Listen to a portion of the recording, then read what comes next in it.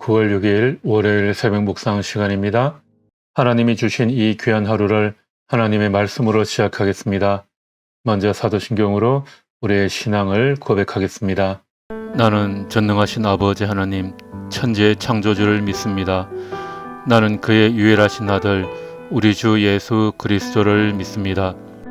그는 성령으로 잉태되어 동정녀 마리아에게서 나시고 본디오 빌라도에게 고난을 받아 십자가에 못 박혀 죽으시고 장사된 지 사흘 만에 죽은 자 가운데서 다시 살아나셨으며 하늘에 오르시어 전능하신 아버지 하나님 우편에 앉아 계시다가 거기로부터 살아있는 자와 죽은 자를 심판하러 오십니다.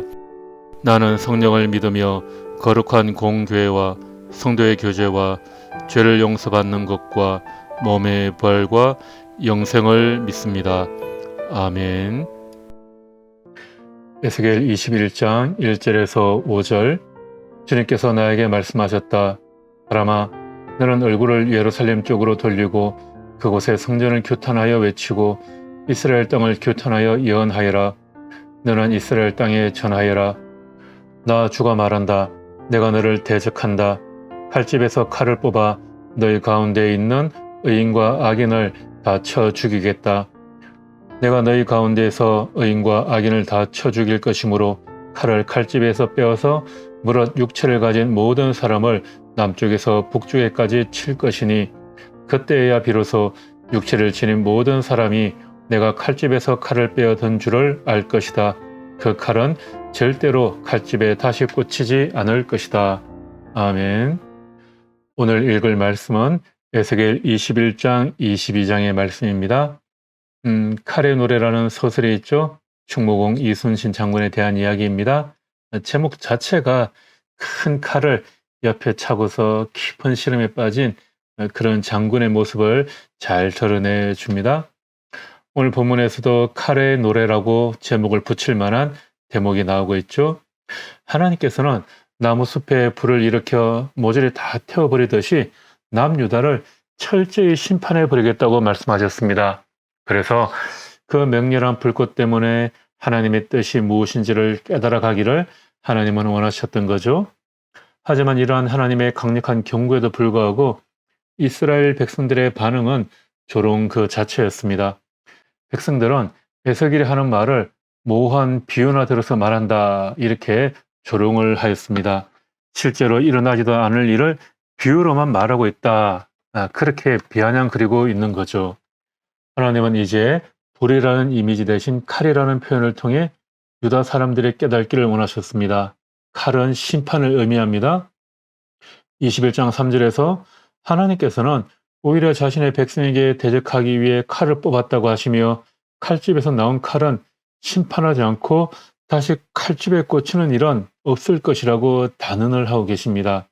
칼을 뽑았으면 호박이라도 한번 찔러야 되는 거죠. 그러나 하나님은 그 정도로 끝나지 않으실 것입니다. 불로 태우겠다고 하셨던 하나님이 이제는 칼을 휘둘러서 의인이든 악인이든 가리지 않고 다 죽이겠다 선포를 하고 계십니다.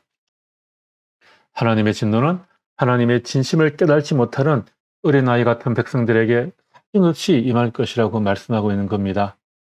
이순신 장군이 등장하는 이 칼의 노래는 우국충정에 가득 찬 그런 성숙한 한 인간의 모습을 떠올리게 하는데 반면에 본문의 칼의 노래는 이 철없는 백성을 향한 한없이 분노하시는 그런 하나님의 모습을 연상하게 해줍니다.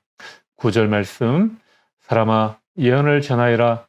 나 주가 말한다. 칼이다. 칼에 날이 섰다. 칼이 번쩍거린다. 이것은 무기를 준비하는 그런 모습을 연상시키시죠. 11절 이어서 말합니다. 그 사람의 손에 쥐어주려고 칼에 광을 내었다. 살육자의 손에 넘겨주려고 그렇게 시퍼렇게 날을 세우고 광을 냈다. 본문의 말씀만 들어도 굉장히 무서운 느낌이 나죠. 살육자의 손에 들려있는 그 칼이 시퍼렇게 날이 세워져 있고 광이 나고 있습니다. 우리가 그 영화에서 무사들이 그렇게 칼을 들고 있는 것만 봐도 무섭지 않습니까? 인정사정 없이 그렇게 살인을 저지르는 그런 악한 모습을 떠오르게 됩니다. 학살하는 그런 모습을 떠오르게 하죠. 이어서 14절 말씀입니다. 너 사람아, 예언을 전하여라. 손뼉을 쳐라. 그 칼이 두세 번 휘둘릴 것이다. 그것은 사람을 죽이는 칼이요 큰 무리를 학살하는 칼이다. 사람들 주위를 빙빙 도는 칼이다. 칼로 한 번만 베고 한 번만 찌르고 끝나는 것이 아니라 두 번, 세 번 휘두르겠다는 것입니다. 또한 사람들을 대량으로 학살하겠다. 그런 의미까지 여기에 내포되어 있습니다. 하나님께서 당신의 백성을 도와주시는 분이 아니라 오히려 자신의 백성을 공격하고 대적하는 그런 모습으로 묘사되고 있습니다. 정말 하나님께서 이렇게 하실까요? 오늘 말씀만 보면 인정사정 보지 않고 몰아치시는 그런 하나님을 만나게 됩니다. 심지어 하나님은 그 칼을 사용하되 이방인인 바빌로니아 왕의 손에 그 칼을 들려주어서 그 칼을 휘두르게 하십니다. 하나님께서는 때로 우리를 다루시되 우리 주변의 환경들을 통해서 매우 심하게 다루기도 하십니다.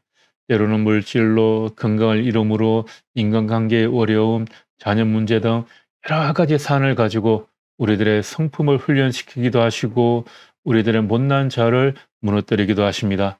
그리고 그러한 하나님의 손길로 우리를 다루심이 너무나도 혹독하여서 칼로 무차별적으로 휘두르는 것처럼 그렇게 우리를 완전히 버리신 것은 아닐까 하는 생각마저 들기 일쑤입니다. 하지만 하나님께서 왜 이런 칼의 노래를 부르시겠습니까? 24절 말씀입니다.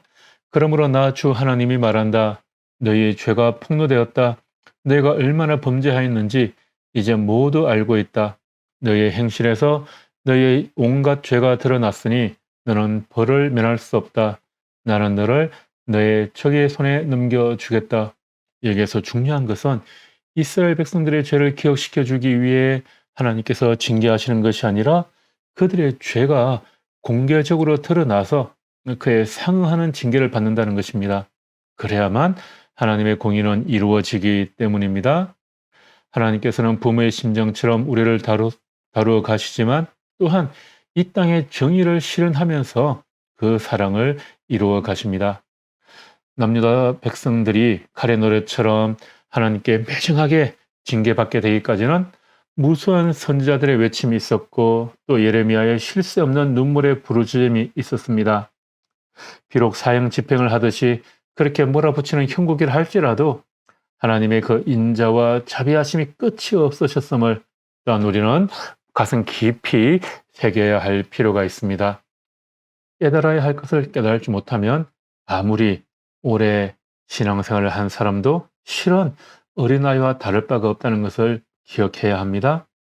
지금 이 순간 이 자리에서 주님을 쫓아가야 할 말씀들을 놓치거나 흡입하지 않기를 바랍니다.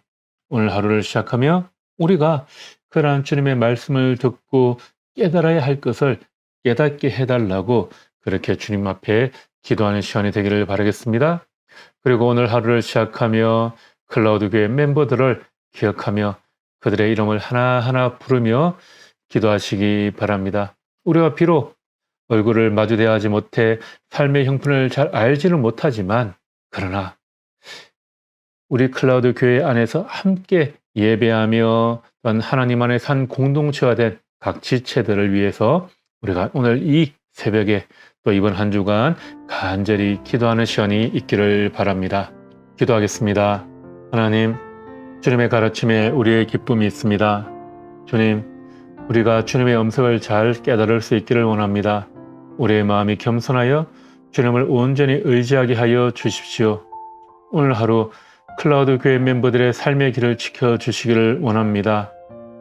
그들의 삶의 형편을 주님께서 누구보다 잘 아시오니 어디로 가든 무엇을 하든 어디에 있든 그들의 삶의 길을 지키시고 발걸음을 인도하여 주시고 오늘 하루 참으로 주님의 말씀 안에 평안한 하루가 될 수 있도록 인도하여 주십시오.